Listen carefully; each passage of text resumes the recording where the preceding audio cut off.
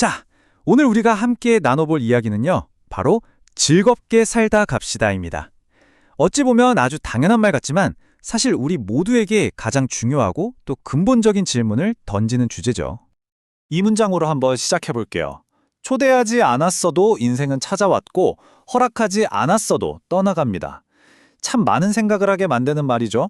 우리의 의지와는 전혀 상관없이 이 세상에 왔다가 또 우리의 허락 같은 건 구하지도 않고 훌쩍 떠나버리는 것. 그게 바로 인생이라는 겁니다. 그렇다면 이 짧고 귀한 시간을 우리는 대체 무엇으로 채워나가야 할까요? 그래서 자연스럽게 첫 번째 질문으로 이어집니다. 왜 우리는 즐겁게 살아야만 할까요? 인생이 이렇게나 짧고 유한하다는 사실이 우리가 삶을 살아가는 태도와 어떻게 연결되는지 한번 깊이 들여다보겠습니다. 여기 한번 보세요. 인간의 시작과 끝 참 단순하죠. 그저 한 명의 인간으로 태어나서 결국엔 한 줌의 흙으로 돌아가는 존재. 사후세계가 있네 없네 여러 이야기가 있지만 우리가 확실하게 아는 건 딱 하나. 바로 살아있는 지금 이 순간뿐이잖아요. 이렇게 시작과 끝이 명확하다면 그 사이를 채워나가는 과정이 훨씬 더 중요해지는 거 아닐까요? 그런데 말이죠. 이렇게 찰나처럼 짧은 인생에서 우리는 너무나 자주 화라는 감정에 휩싸입니다. 저를 포함해서 누구도 여기서 자유로울 순 없겠죠. 이 아주 보편적인 감정이 우리 삶에 과연 어떤 영향을 미치고 있을까요? 이 구절이 정말 가슴을 쿵 하고 치지 않나요? 화라는 게 그 순간 감정 한번 터뜨리고 끝나는 게 아니라는 거죠. 시간이 한참 지나고 나서 돌이켜보면 그 화는 결국 나 자신을 불태우고 상대방을 불태우고 우리 곁에 있던 모든 사람을 말 그대로 잿더미로 만들어버린 거였다는 걸 깨닫게 된다는 겁니다. 바로 이겁니다. 보세요. 한자로 화자를 보면 아예 불이 들어있잖아요. 정말 직관적이죠? 안에서부터 스물스물 피어올라서 나 자신은 물론이고 소중한 관계까지 전부 태워버리는 그런 파괴적인 불씨와 같다는 겁니다. 문제의 핵심을 정확히 보여주는 정의라고 할 수 있겠네요. 그렇다면 이 화라는 물은 구체적으로 무엇을 어떻게 파괴하는 걸까요? 아주 흥미로운 한국의 전통 이야기 속에서 그 힌트를 한번 찾아볼까 하는데요. 이게 그냥 옛날 이야기가 아니라 눈에 보이지 않는 감정이 현실에 어떻게 영향을 미치는지 아주 생생하게 보여주는 사례거든요. 옛 어른들께서 이런 말씀을 하셨죠. 장맛이 나쁘면 집안이 기운다. 그러니까 한 집안의 화목함이나 기운 같은 게 그 집의 장맛에 고스란히 드러난다고 보신 거예요. 이게 바로 다음에 이어질 이야기의 중요한 배경이 됩니다. 이거 정말 놀라운 이야기 아닌가요? 눈에 보이지도 않는 가족 간의 다툼, 그 분노의 에너지, 즉 홧김이라는 것이 저기 저렇게 매달려 있는 매주에 직접적인 영향을 미친다는 거잖아요. 맛있는 장을 만들어줘야 할 이로운 균들을 그 홧김이 다 죽여버려서 결국 음식을 썩게 만들었다는 거죠. 감정적인 분노가 어떻게 물리적인 현실까지 파괴할 수 있는지 보여주는 아주 강력한 비유입니다. 네, 이 한 문장이 모든 걸 설명해 줍니다. 홧김. 그냥 한번 욱하고 많은 감정이라고 가볍게 생각할 수 있지만 그 힘이 음식을 썩게 만들 만큼 실제하고 또 무서운 결과를 가져올 수 있다는 걸 보여주는 거죠. 자, 이제 이 질문을 우리 자신에게 던져봐야 합니다. 생명도 없는 음식에 좋다 이런 영향을 미치는데 하물며 살아 숨쉬는 모든 것을 스펀지처럼 흡수하는 우리 아이들에게는 과연 어떤 영향을 미칠까요? 여기서부터 이야기는 훨씬 더 심각해집니다. 옛 어른들은 유독 싸움이 잦은 집 아이들이 늘 아픈 이유를 이렇게 설명하셨어요. 집안에 떠도는 그 나쁜 화의 기운이 아이의 몸속으로 그대로 흘러 들어가서 병을 만든다고요. 생각해보면 엄청난 감정적 스트레스가 면역 체계를 무너뜨려서 몸에 병이 생기는 것과 같은 원리 아니겠어요? 정말 놀라운 통찰력이죠. 자, 지금까지 문제의 심각성에 대해 충분히 이야기했다면 이제는 희망을 찾아봐야겠죠. 그럼 이 파괴적인 에너지에서 벗어나서 어떻게 행복을 찾을 수 있을까요? 다행히도 그 해답은 의외로 아주 단순한 곳에 있습니다. 다시 한번 우리 이 사실을 꼭 기억했으면 좋겠습니다. 우리 인생 언제든 바람처럼 훅 사라질 수 있다는 것. 그렇기 때문에 우리는 매 순간 분노 대신 즐거움을 선택해야만 합니다. 이건 그냥 기다린다고 주어지는 게 아니라 우리가 매일 적극적으로, 능동적으로 해야 하는 선택의 문제라는 겁니다. 그럼 구체적으로 뭘 어떻게 해야 할까요? 여기 아주 간단하지만 정말 강력한 세 가지 방법이 있습니다. 첫째, 모든 일에 감사하는 마음을 갖는 거예요. 감사하는 마음이 가득한 곳에는 분노가 비집고 들어올 틈이 없거든요. 둘째, 다른 무엇보다 내 건강을 최고의 재산으로 여기는 겁니다. 몸이 건강해야 마음도 평온을 유지할 힘을 얻을 수 있으니까요. 그리고 마지막으로 소중한 사람들과 자주 연락하고 마음을 나누는 것. 좋은 관계야말로 분노와 스트레스로 가득 찬 삶에 대한 가장 효과적인 해독제일 겁니다. 이 마지막 문장이 참 큰 울림과 위안을 주네요. 세상이 아무리 시끄럽고 우리를 힘들게 해도 시간은, 계절은 그냥 묵묵히 제 갈 길을 가잖아요. 우리를 괴롭히는 문제들에서 잠시 한 걸음 떨어져서 이 거대한 자연의 흐름에 우리를 한번 맡겨보는 것만으로도 평온을 찾을 수 있다는 그런 메시지겠죠. 자, 이제 이 이야기는 여러분 각자의 몫으로 넘어갑니다. 단 한 번뿐인 소중한 인생, 오늘 여러분의 하루는 무엇으로 채워져 있었나요? 파괴적인 분노였나요? 아니면 소중한 즐거움이었나요? 그 선택은 다른 누구도 아닌 바로 우리 자신에게 달려 있습니다. 우리 모두 언젠가 사라진다는 거 다 알잖아요. 근데 그러면 이 짧은 시간 어떻게 살아야 후회 없이 정말 즐겁게 살다 갈 수 있을까요? 오늘 한 독특한 철학 에세이를 통해서 그 지혜를 같이 한번 찾아보려고 합니다. 자, 그래서 오늘 여정은요, 총 4단계로 한번 따라가 볼 거예요.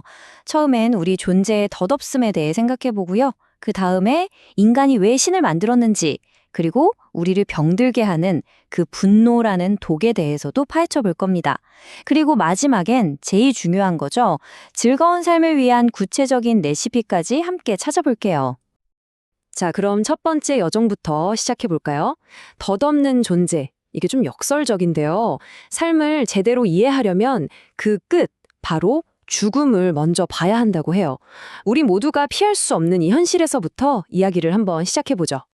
자, 한번 생각해 보세요. 우리가 이 세상에서 사라지고 나면 과연 뭐가 남을까요? 내 이름? 내가 모은 재산? 아니면 사람들이 기억하는 내 모습? 지금 한번 각자 답을 떠올려 보세요. 이 질문이 앞으로 우리가 나눌 이야기에 아주 중요한 열쇠가 되거든요. 저자는 아주 단호하게 말합니다. 우리가 엄청난 부자였던, 평범한 사람이었던, 지위가 높았던, 낮았던, 그건 전혀 중요하지 않다는 거예요. 결국 우리 모두의 마지막 모습은 이거라는 거죠. 그럼 우리가 흔히 생각하는 천국이나 극락은요? 그건 어디에 있는 걸까요? 여기서 저자의 아주 흥미로운 관점이 나옵니다. 그런 사후세계는 우리가 죽어서 가는 어떤 장소가 아니라는 거예요. 그게 아니라 우리가 살아있는 동안에 두려움을 이겨내고 스스로를 위로하기 위해 우리 마음속에 만들어낸 일종의 이상향이라는 거죠. 자, 그럼 마음속의 이상향, 신과 종교는 어떻게 생겨났을까요? 두 번째 여정으로 넘어가 보겠습니다. 우리 스스로 만든 신. 인간이 왜 그토록 의미를 찾아 헤매는지 그 근원을 한번 따라가 보죠. 보통은 신이 인간을 창조했다고 믿잖아요. 그런데 저자는 이걸 완전히 뒤집어 버립니다. 인간이 신을 창조했다고요. 정말 도발적인 생각이죠? 우리의 신이라는 존재는 결국 우리 자신의 필요와 약함을 비추는 거울 같은 존재라는 겁니다. 아니, 왜 그랬을까요? 왜 굳이 신을 만들었을까요? 저자는 그 이유가 인간이 근본적으로 너무나 연약한 존재이기 때문이라고 봐요. 이 험하고 힘든 세상을 살아가려니 기댈 곳이 필요했던 거죠. 그래서 스스로 신을 만들고 종교를 만들었는데 아이러니하게도 우리가 만든 그 틀 안에 우리 스스로가 갇히게 되었다는 겁니다. 결국 저자가 하고 싶은 말의 핵심은 바로 이겁니다. 우리의 삶은 신에게서 시작된 게 아니라는 거예요. 사람은 인간으로 시작해서 인간으로 끝난다. 다시 말해, 우리 삶은 처음부터 끝까지 우리 자신의 행동과 경험으로 채워나가는 지극히 인간적인 여정이란 뜻이죠. 자, 지금까지 좀 철학적인 이야기를 나눴는데요. 이제부터는 우리 내면 깊숙한 곳, 바로 감정의 문제로 한번 들어가 볼게요.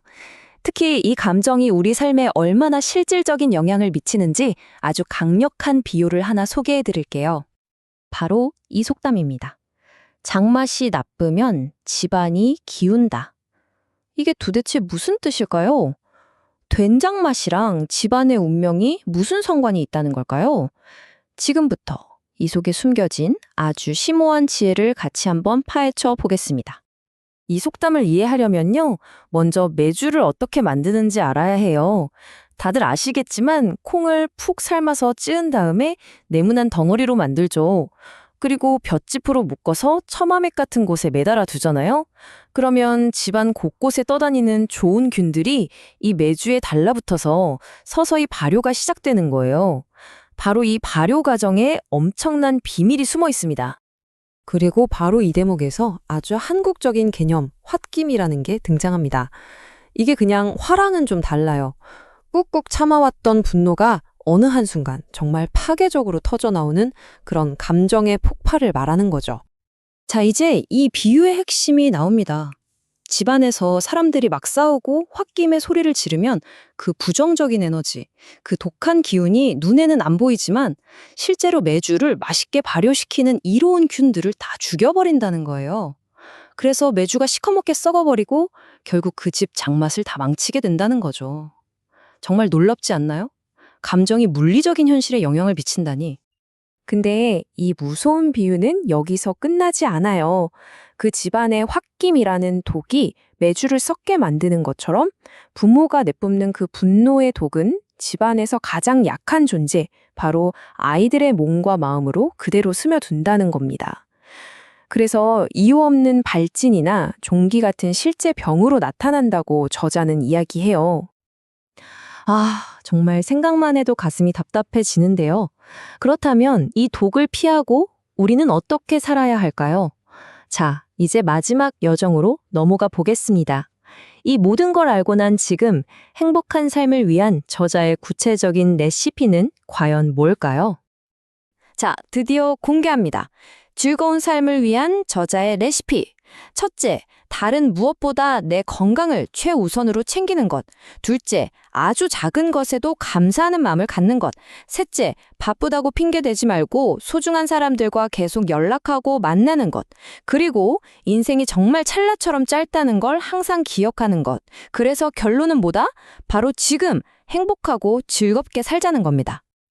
세상이 아무리 시끄럽고 혼란스러워도 시간은 흐르고 계절은 바뀝니다. 저자가 남긴 마지막 지혜인데요.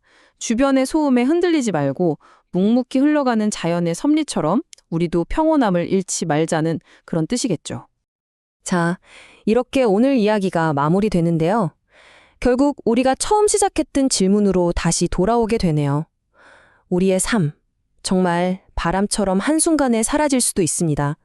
그렇다면 여러분에게 남은 시간을 어떻게 살아가시겠습니까? 이 질문을 여러분께 남기면서 오늘 이야기를 마치겠습니다.